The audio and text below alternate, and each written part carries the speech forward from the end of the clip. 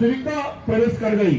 जिन बातों को हम ग्रंथों में पढ़ते हैं यानी शास्त्रों में पढ़ते हैं, उसके बाद शास्त्र में न बोलेंगे ये तो हत्या है, ये तो पाप है।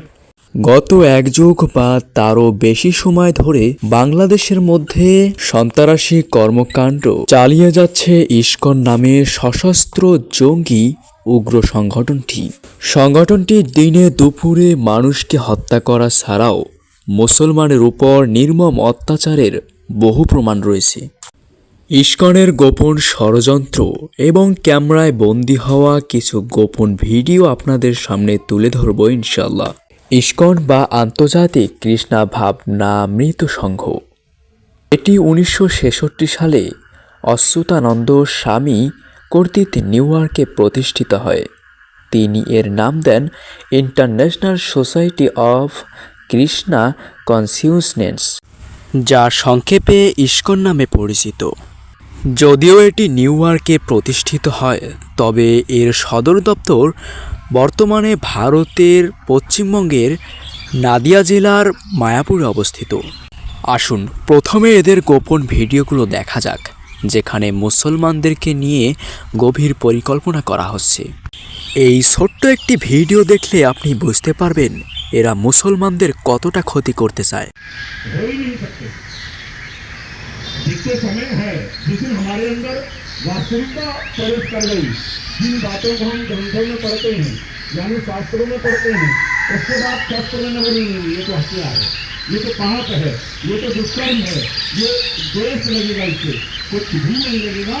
एक भी व्यक्ति को अधर्मी को आपने मार दिया तो सबसे पहला मोक्ष का द्वार आपके लिए खुला है, ये मेरा विश्वास। धर्म का जो विजय का प्रहार है मां दुर्गा के माध्यम से जाएंगे। और अगर हम एक बार प्रयास और भी करेंगे पार्टी के साथ शुरू करके कि जो छोटे बच्चे हैं अगर किसी काम से बन जाता है कोई बात नहीं, वो तो आएगा है, छोटा बच्चा जरूर आ जाए, क्योंकि जो बड़ी समय में संकल्प लिया जाएगा। ইসকনের সদস্যরা দাবি করে এর মূল উদ্দেশ্য হচ্ছে কৃষ্ণের প্রতি ভক্তি এবং তার শিক্ষা অনুযায়ী জীবনযাপন করা এবং হিন্দু ধর্মের ট্র্যাডিশন এবং কৃষ্ণাভাবকে বিশ্বব্যাপী ছড়িয়ে দেওয়া। কিন্তু বাস্তবে এটি সম্পূর্ণ বিপরীত। বর্তমানে ইসকনের উদ্দেশ্য হল বাংলাদেশ এবং ভারতের মধ্যে সাম্প্রদায়িক দাঙ্গা সৃষ্টি করা। বর্তমানে ভারতের মুসলিম ভাইদের উপর প্রচুর পরিমাণে অত্যাচার চলছে। ইসকনের সদস্যরা চাচ্ছে বাংলাদেশের মুসলমানদেরকে উস্কিয়ে দিতে, যেন তারা বাংলাদেশে থাকা সংখ্যাগরিষ্ঠ হিন্দুদের ওপর আক্রমণ করতে পারে। এতে করে দুই দেশের মধ্যে এক ধরনের সাম্প্রদায়িক দাঙ্গা তৈরি হবে। এতে করে বিশ্বমঞ্চে বাংলাদেশের মুসলমানদেরকে ছোট করা খুব সহজ হয়ে যাবে। ইসকন তার সবচেয়ে বড় শত্রু মনে করে মুসলমানদের।